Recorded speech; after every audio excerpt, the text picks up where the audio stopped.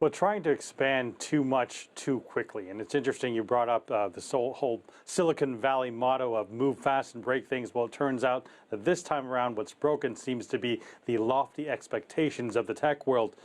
During the pandemic, while nearly every other sector struggled, tech plodded along. And you think about it, why did they get so successful where their services were in high demand?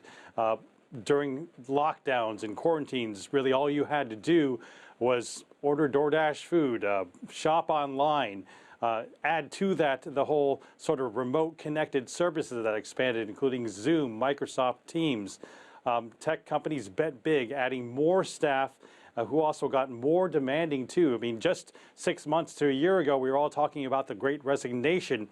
And that really was because tech workers were doing so well that they got to think about quitting their jobs and actually doing their pet projects or dream projects that they wanted to pursue. But that meant that in order to retain that staff, they had to pay them higher and give them more benefits. So that even put more things out of whack.